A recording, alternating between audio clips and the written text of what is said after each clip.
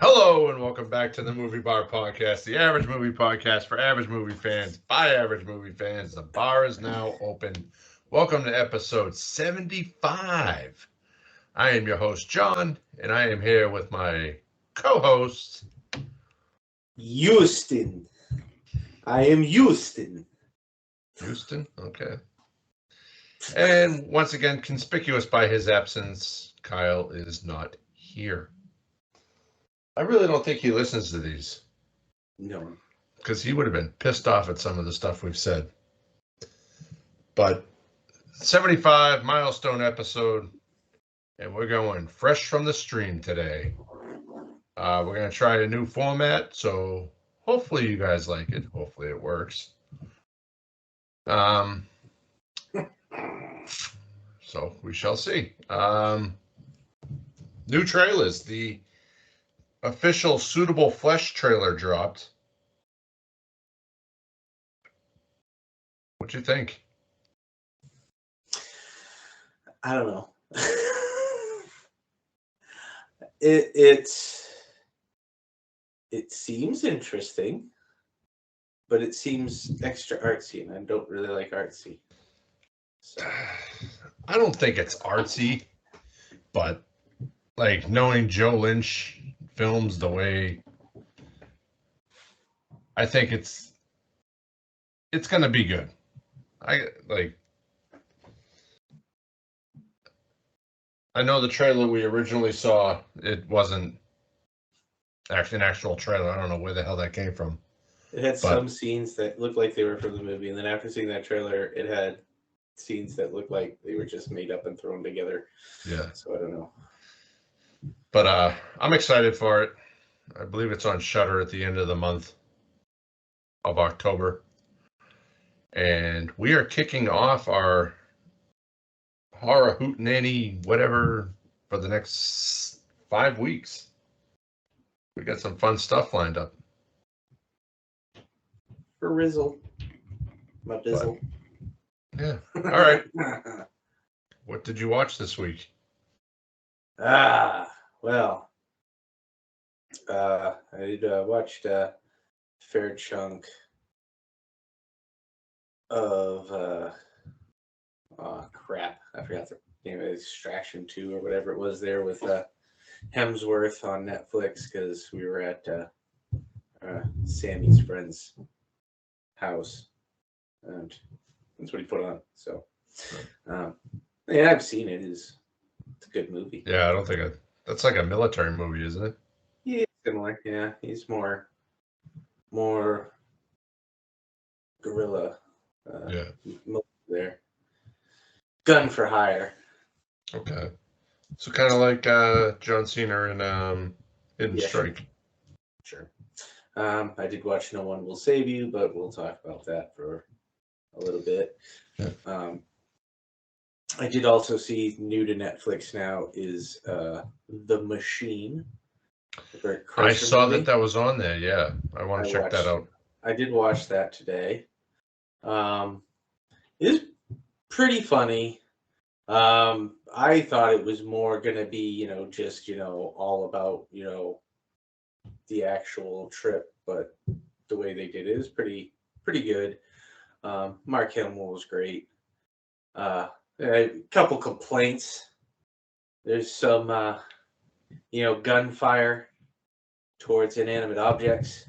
Those inanimate objects do not get any holes in them. And they kind of do close-ups of them, and it's kind of like, why would you do that? Like the guy shoots a TV, and the TV still has picture. Maybe he missed. No, he hit it 3 times. And not a hole to be found. Broken glass, yes. Hole, no. How does that work? So there was broken glass, but yet no holes. So it looked like somebody took a hammer and hit the glass and shattered it instead of a hole and then a shatter throughout from the hole. Yeah. No hole. So there was some issues there. The story, there was some that was a little bit too much. as you kind of would expect, I guess. But overall, it's pretty funny. Well, I'll have to check it out to understand exactly what you're talking about. Maybe it was meant to be that way because it's a comedy. I don't know. But was that it? That's all you watched? Yeah, pretty much. Everything else with TV shows. Well, let's see what I've watched. Just another slow week. So I watched Child's Play 2. Just for fucking why not? Child's Play. Sure. New season of Chucky starts in a week or 2 weeks.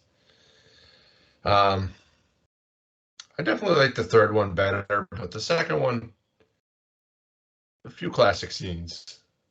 I love when he's on the front of the car and Kyle's driving and fucking women drivers. Definitely couldn't make that movie nowadays. Yeah. But yeah, Child's Play 2, and then I watched Getting Even with Dad. Mm-hmm, mm-hmm. When was the last time you saw that movie? It's probably been a couple of years, but I've seen it a lot. I do watch it every once in a while when I see it. Yeah, I probably haven't seen it in about 10 years, but that was funny. That was after. I wonder if that was before or after Home Alone 2. After. After? Okay, yeah, because he's clearly older and but Macaulay Culkin, Ted Danson. Funny movie. All he wants to do is spend time with Dad, and they get the coins back. But and then I watched No One Will Save You, which happens to be our fresh from the stream this week. So. All right. Well, yeah. So here we go. No One Will Save You. Let's start our discussion. Initially released September 19th, 2023. Directed by Brian Duffield. Written by Brian Duffield.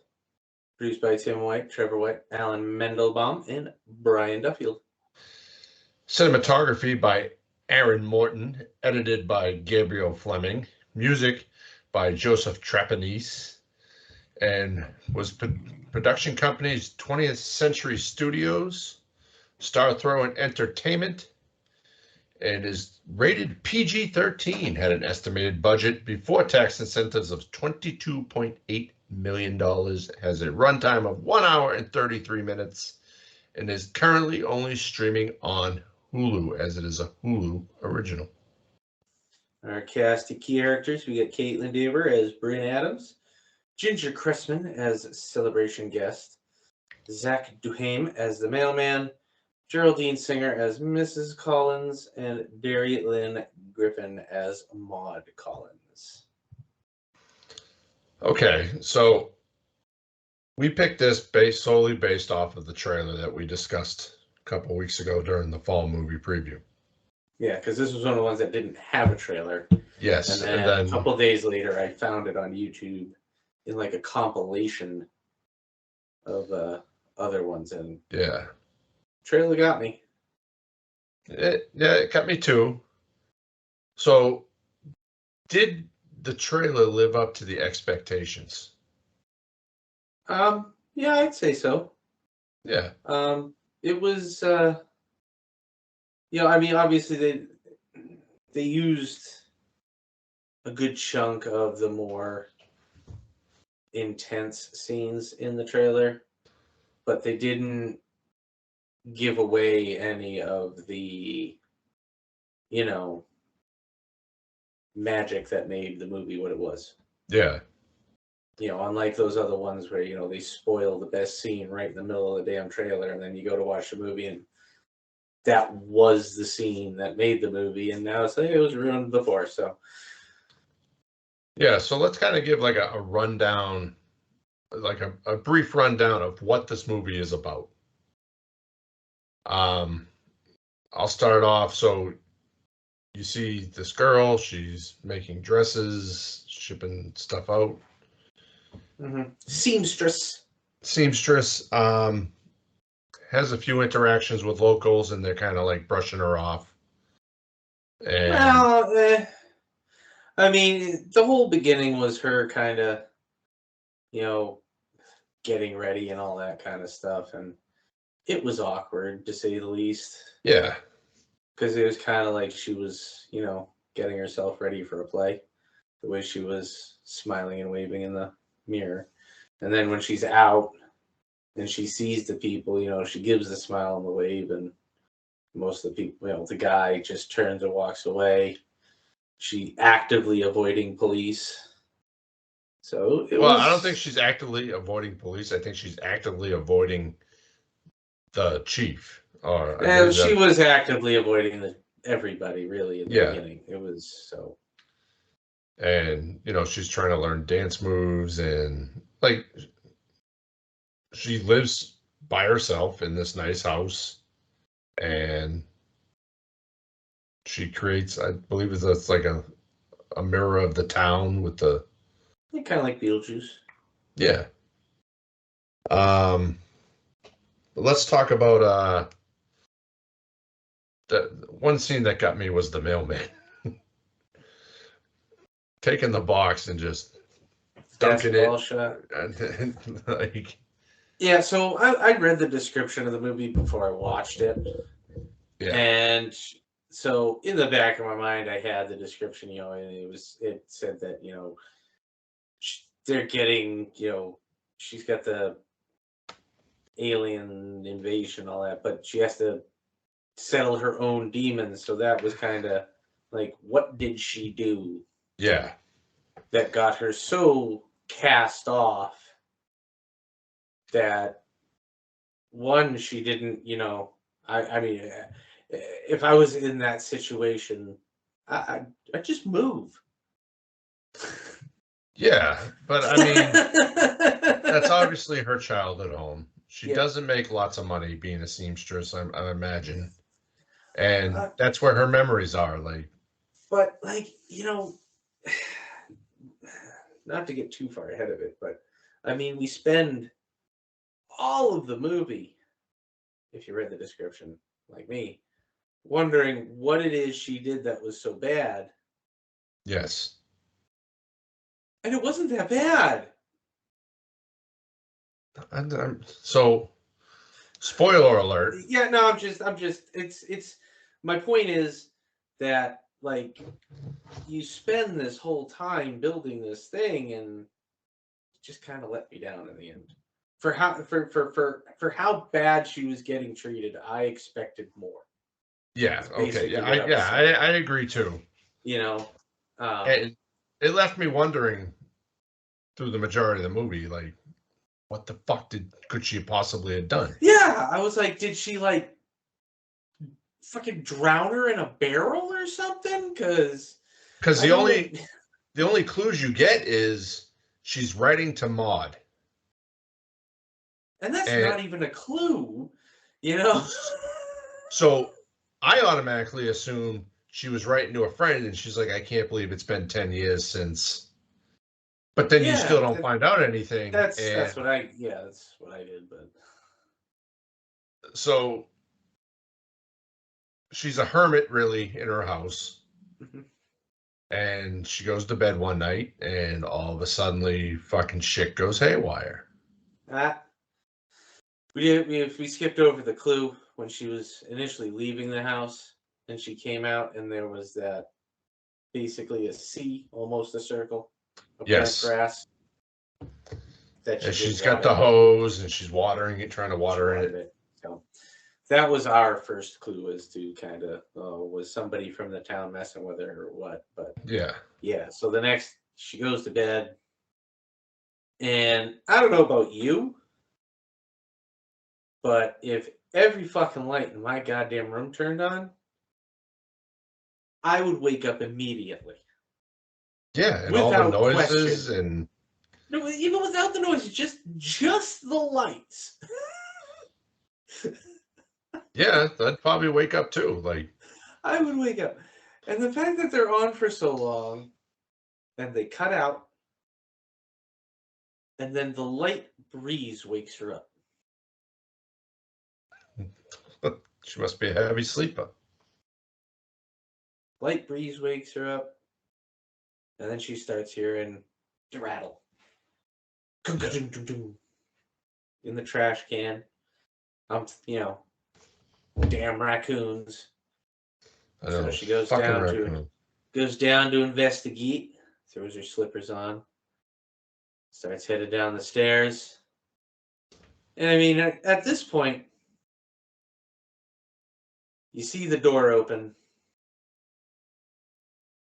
Yeah, you're going to kind of immediately stop dead. She did the right thing. You don't move.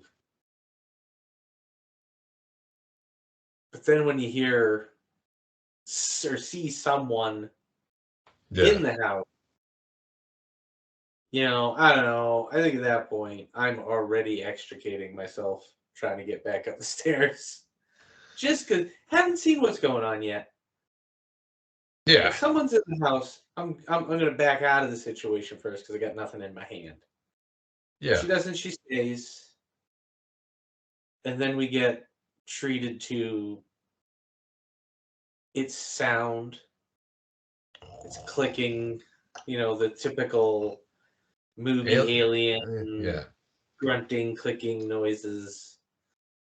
So I mean, good.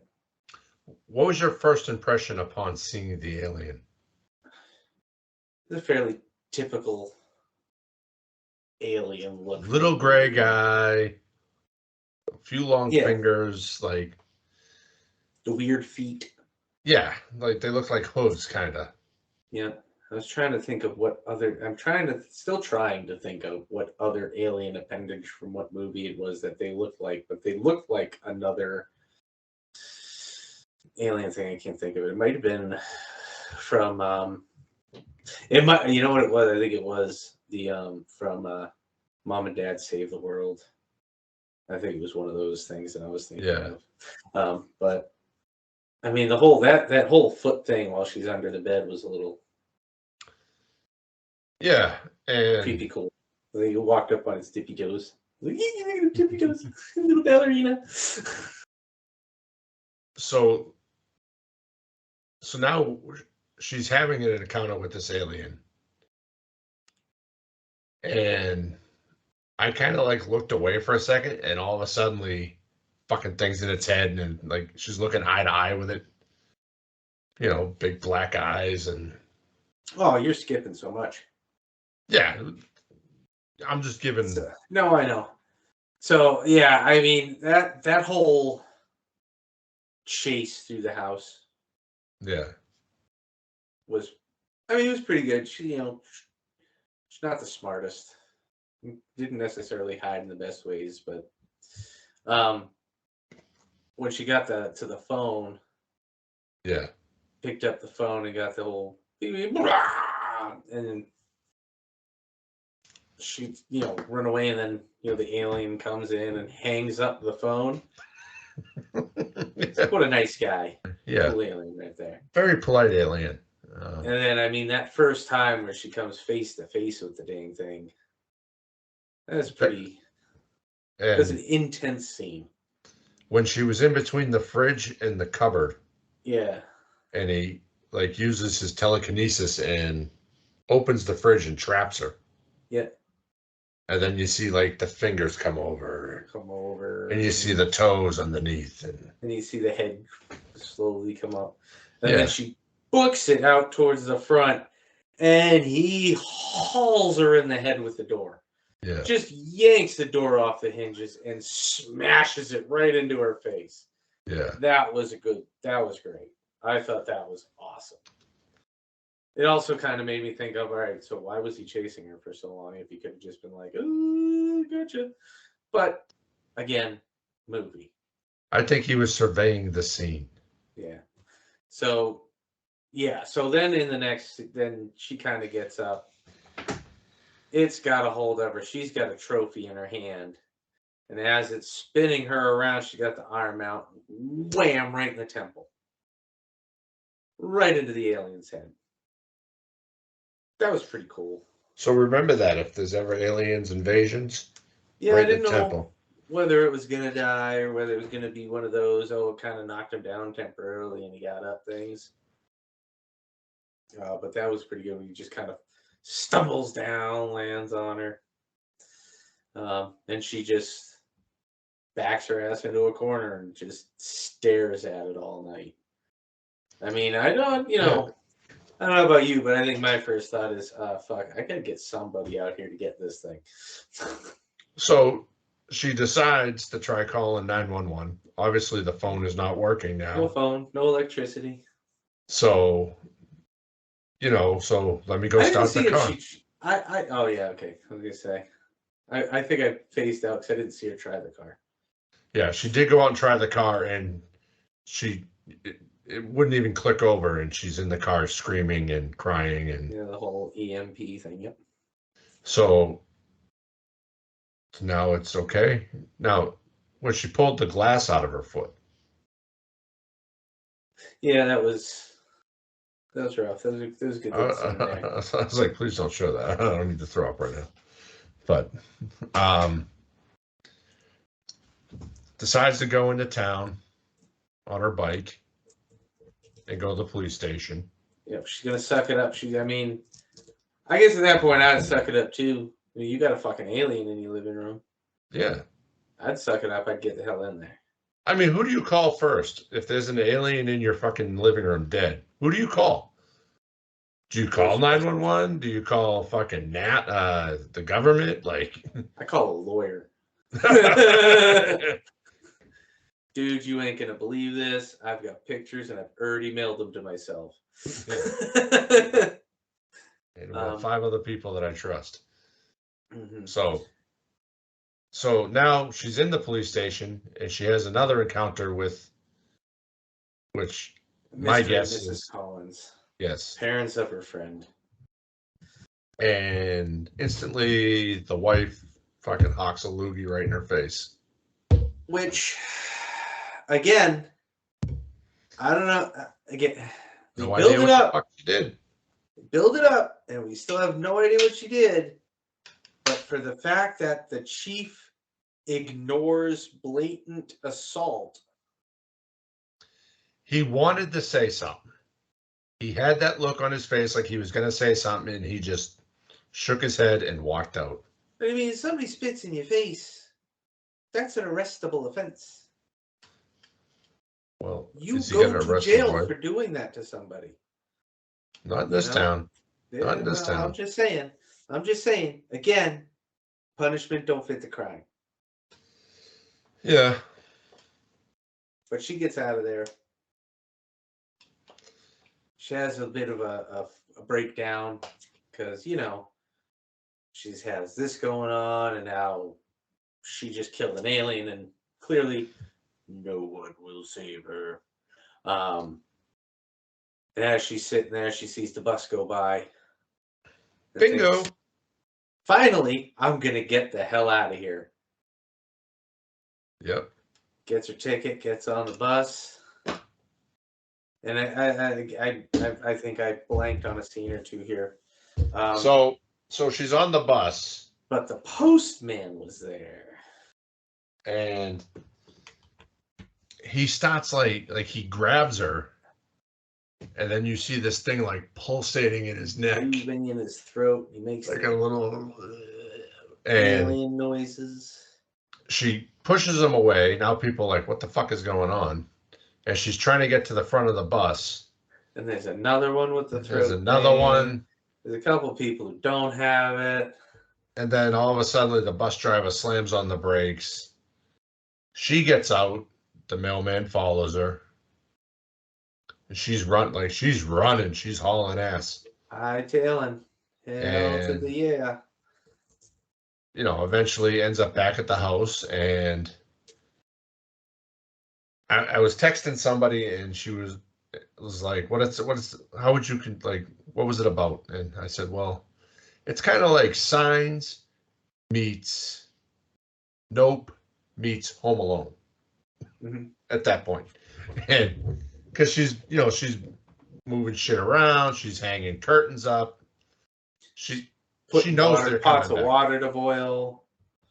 Yeah, and I believe it was at that point that she saw the neighbors were all outside with their hands up. Like, Yeah, she went out there, and then she saw all those storm clouds rolling in. And here come the Independence Day ships. yeah. And I believe is at that point the camera kind of pans up and you see the circles in the yard. All the circles. So much like in Signs, like this is the spot. This is where this is it. It was a bit bigger than she thought. Yeah. And we were So led to believe. So then She gets back to the house. She follows. She's looking at it and making sure that the alien's still there. Yep. And he she is. Notices that trail that started at the alien's mouth and made its way out the door. Now, I don't know about you. My ass ain't digging through no flowers I can't see in for something that came out of an alien's mouth and is clearly still alive. Not even close. No, But then again, I wouldn't be back in the fucking house if there was an alien down there. Yeah, you almost didn't go back in your house because of some goddamn dolls. Exactly.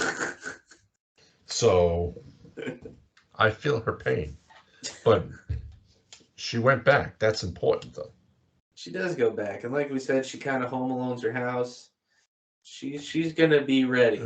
She's got candles lit. She's got the burners on the stove lit. She's got hot water on water boiling on all of them. She's got blankets up over the windows and doors. All the shutters are closed. Those are pretty cool. I've always wanted those. She's ready to go. So now we see all the alien ships here. We got she's sitting there waiting, and that blue light comes through the door. After it takes the nails out. Oh yeah, it removes the door. Yeah. And then it takes the dead alien and gets him out of the house. Yeah. And now you've got other aliens investigating the house. Well, one of them didn't come back. Yeah, one of them did not come back. So she's up in the attic. She's in there with one of them. And this is the one that still fairly looked like the one before. Still similar composition. She gets that one with the scissors upstairs and kind of pulls the scissors out of her hand. That was a pretty cool little scene there. They go through their fight there. And then she winds up finding her way back downstairs where she encounters a completely different looking alien. Well, not completely different, but different enough.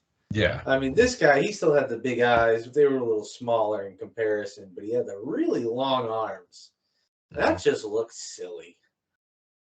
But back upstairs. He was climbing around like a monkey, so it was pretty cool. Yeah. And I mean, she fought that thing for a minute. Yeah.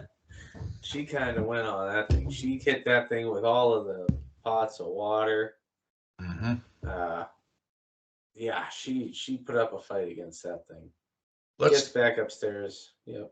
Good. So now she's in this room with letters hanging everywhere. Yes, in her bedroom. Mm-hmm. And pictures. And when they were down in the basement, he took the picture from her of her and I'm guessing Maud. Yep. So we still have no idea what the fuck she's done. And not a single word has been fucking spoken in this movie. And we're about an hour in now. And he's looking at the pictures and the letters all around the room. And she went to do something. And he was just like flicked his wrist behind him. Yeah, she was going to sent her ass right through the wall. Straight through. And I was like, oh shit, shit's getting real now. Uh-huh. But, yeah. But she crawls away and she gets out a window. And she gets out of the house. And then as she's kind of getting chased around. Now we get this other big motherfucker. Yeah. One who's peeking at her over the shed. And that dude is as big as a house. And his arms, he's got 4 legs that he's running around on. Yeah, my ass would have been hightailing it the hell out of there. But she decides to go back across the front of the house, go through the car, and she gets big ass guy stuck in the car, hammers one of his legs down through it, creating a leak, which she so graciously takes advantage of, and blows up the car. That was a pretty good scene. It's 2 down. 2 She's down. kicking ass. Well, that was 3 because she had 3 taken out little guy there. Yeah.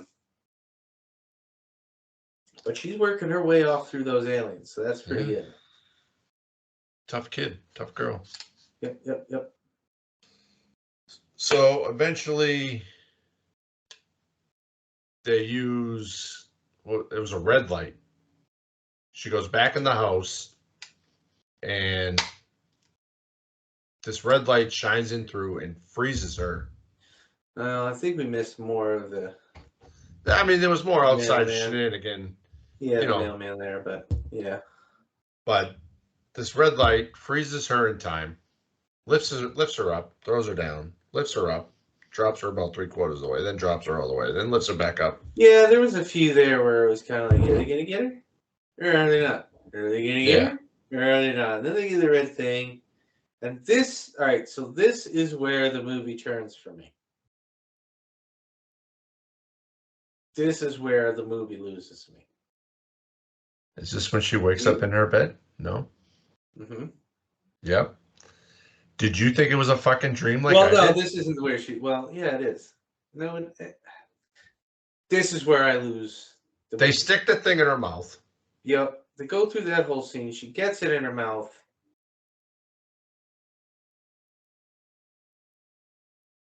And then, I don't know. Like...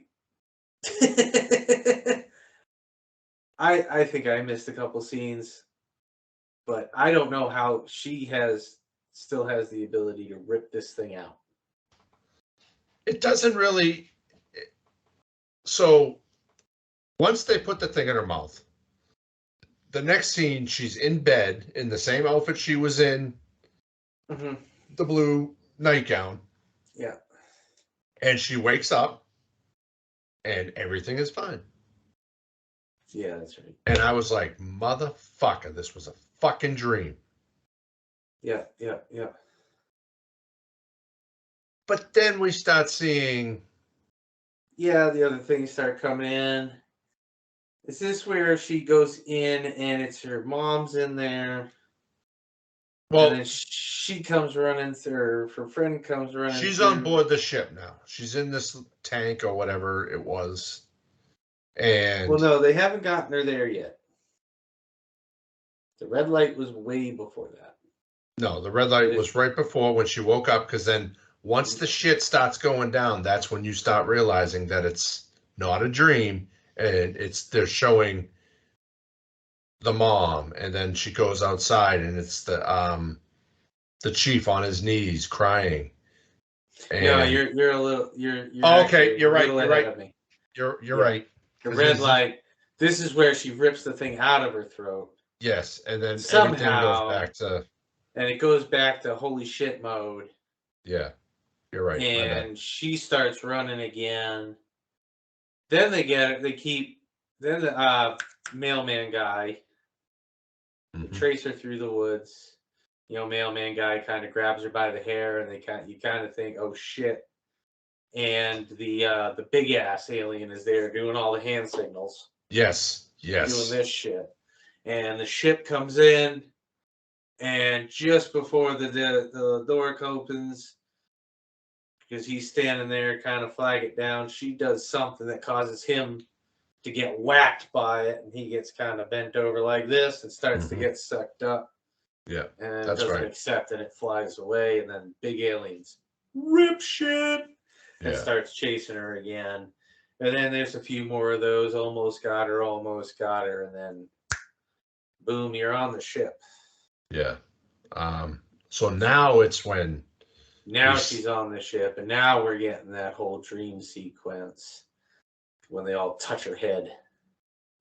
And you see the officer out there on his knees, and she's walking through the house and through the yard. And then, all right, here we go. You get to this scene where she's arguing with her friend, and her friend pushes her down, and she grabs a rock, turns around, and clocks her friend in the head. This obviously kills her friend. But this is an accident. Yeah, it wasn't. She was pushed down. This is an accident, and this town can go fuck itself. Basically. Well, see, I think that's the problem you have with a small town like that. Like, I understand the parents, but not even that to that extreme. It's still an accident. He's the police chief, though. Are you going to cross the police chief? But again, I think, maybe there's more to it. There's got to be, for them to be that cold to someone over that. Maybe she wasn't convicted. Probably not even a teenager. She might have been 13. I don't know. It's hard to say. Yeah, but you know what? Maybe she was not charged or convicted, and the town looks at her as a murderer. No, I don't think that would be that doesn't seem like it's the... And she would have something to say about that. But yeah, so they go through all that. So that was a big letdown for me. That it wound up being that. I think it should have been something more. I would have been okay, because I kind of thought it was going to be a drunk driving thing. That's what I thought they were going to go with. And so I was prepared for that letdown. But I think that would have been better. Yeah. I would have gave a little more than from the whole time. Yeah, a legit reason. Not just fucking, I hit a girl in the face with the rock and killed her. Yeah, by accident. Because we were having a fight. But, so, we go back onto the ship, and the aliens are all standing around her. She has no idea what the fuck is going on. And they kind of signal and talk up to something at the top of the ship, which then pulsates noises. And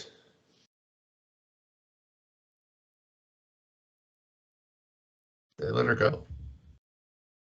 Yeah, this again, that red light scene, that's where they lost me. And here I am fucking gone.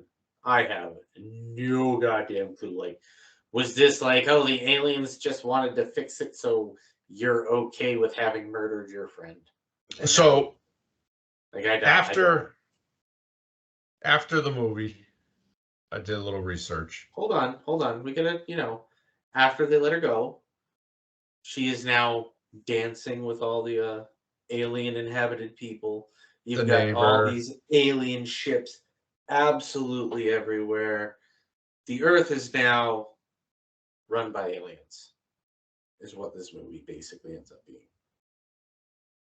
But she's okay with it because she's dancing with them. Because everybody likes her again. But like, so I don't know. So the reason that what I read on a few sites afterwards was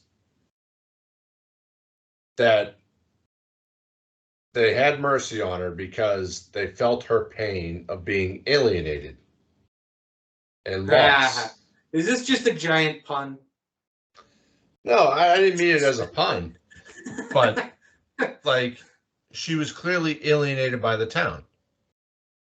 And people act like she doesn't exist. They don't talk to her. They don't acknowledge her. Much how people do with aliens. Yeah, there's some people out there that are like waiting for the day, but they could be amongst us now. But that's not really true, because it's not that we don't pay attention to them, because they, stay hidden. Yeah. If they were out there, we'd be paying attention to them. Oh, Although I know I we guess would. I guess recent developments have proven that's not true.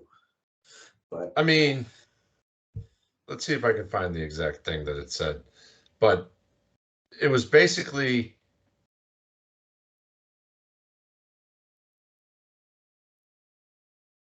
so let me see. the aliens made her feel less alienated. It was nice though. It is open to interpretation. Well, all movies are, unless it's a true crime or something. And the director believes that the movie is real and highlights humanity's ability to hail and rebuild after tragedy. Um, she finds happiness in a world where her neighbors infected with alien parasites treat her with politeness and kindness. Well, I would too, as long as I Well, didn't have to be an alien. um, the director said that, she gets kicked so hard in the movie that he wanted her to be okay, and how life altering things happen and then you have to rebuild and figure it out. Is she dead or is she dreaming? I think it's material there to suggest everything. But it's a genuine experience that she's having. You can interpret it as a dream, especially because of where she is beforehand. So that was from the director. The fucking ending was a twist. Like, hey, everything's okay. The aliens invaded. It's all right. I mean, I thought this was a great movie up until the ending. I thought it was a good movie until the fucking she woke up like it was a dream. The first time I could deal with it, telekinesis, play some mind games. I get that. But I don't know. I just didn't like the ending, I guess. I didn't like the way they treated her for what she did. I think that was a major overreaction on basis of a town. But I mean, it was pretty good. Yeah, I mean, it's different. It's a different take on aliens. I love Signs, but this completely debunked the whole water thing from Signs. When she's throwing pots of hot water at him and he's still fucking getting up and coming back for more. Fuck Signs. But stupid movie. All right. So the setting of the movie, small town. I think it was a good setting. I mean, that's your alien abduction setting. Yeah. And it's a little easier to believe that the whole town would be mad at her, not for something stupid like that, but in a sense where the whole town would hate her. So $22.8 billion budget. Was this well spent? I think they did great with the aliens. All the things around like the chases and the telekinesis and the lights for the tractor beams and all that stuff and all the craziness they came up with. I think they did a great job with what they used and what they had. I don't know if it was the TV that I was watching it on, but there was a few scenes where the aliens, like, you could tell they were digitally. Yeah, I mean that's always the case. I mean at the beginning it looked very realistic. Yeah. But there's a few scenes in the movie like you could kind of see it like a little more than others. All right. The concept of not much dialogue. The only real dialogue is when she's going, "I'm sorry," when she encounters Maud in the dream.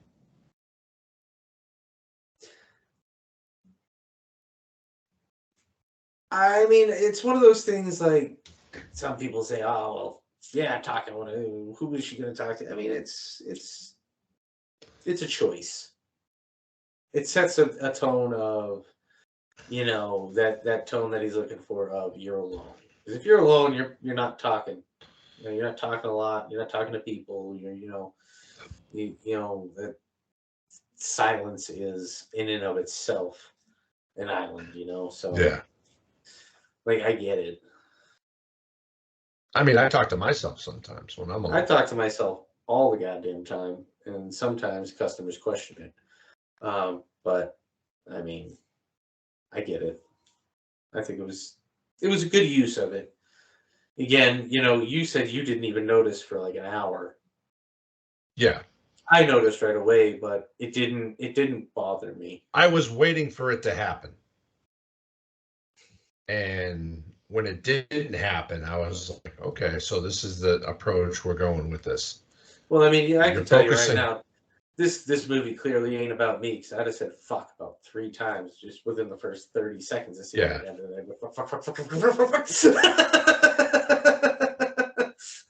As I go up the stairs Yeah. backwards. Yeah. There was a few scenes I would have just been like, no, fuck this. No, I'm out. I'm out. Nope, I'm Look at the done. character Take me like, by. I'm out. See ya. Yeah. Let's go. So obviously sound and music played a very pivotal role in this movie to give you the effect of what's going on, like when the record player starts playing and the phone, and like even when the phone rings when in the beginning of the movie, she just instantly hangs it up. Like, Yeah.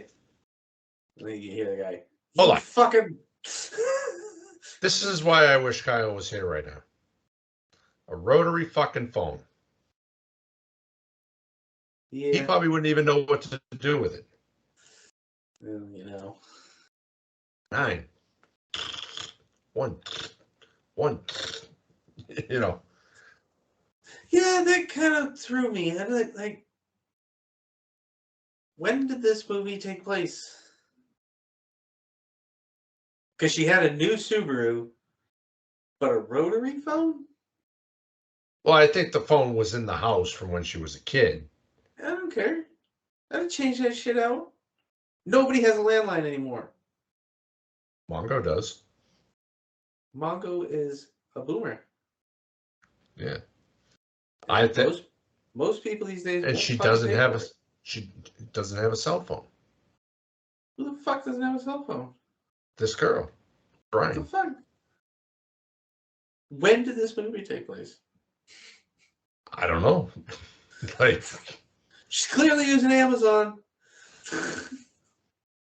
yeah, she ordered something off a line, obviously, to get that little fucking house.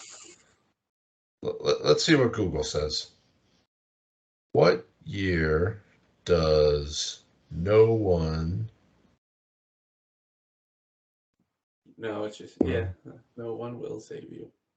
I just realized you messed it up in our thing here. Based on a few clues, No One Will Save You storyline takes place in 2023 or a few years earlier. Brian's use of landline and fondness for older things. Brian's use of landline and fondness for older things can be explained due to her alienation from the town. She and her mother, her and her mother, likely saw no use for high-tech phone and relied slowly on the landline as needed. Okay. She's a minimalist person. None of them have ever lived in a small town. Anyway, Signal's probably a bitch out there too. yeah, maybe. All right. So the length of the movie, 1 hour, 33 minutes. Perfect. I would have gone an hour 15, but well, that was a good length for a horror movie. Enough to kick it in. And all right, favorite scene. I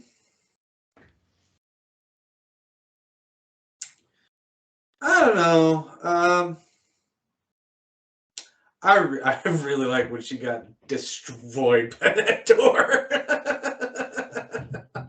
Yeah, I thought that was awesome. She's just running, hightailing it for it. Bam! I think it was a That's tie awesome. between that and when he fucking just flicks his wrist and throws her ass through the wall. So, all right. Do we recommend this movie?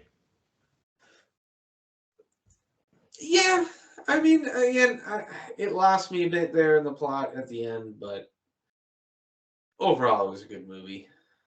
Yeah, interesting story, Yeah. interesting plot, some high budget alien invasion movie. I also recommend it. What about a sequel? Do you think we could see a sequel? I don't know, not really. I mean, I guess you could kind of do it like a here's somebody else's experience at the same time, but I don't know.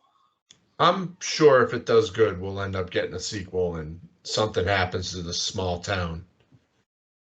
And Another alien race comes in, and now she's got to try and keep this happy life together.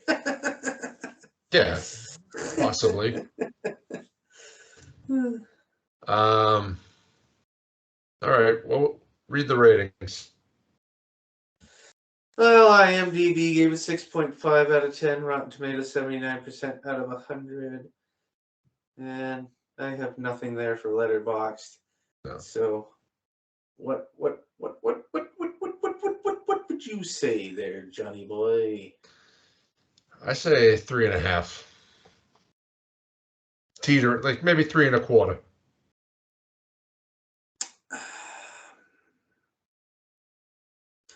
I'll give it 3.5.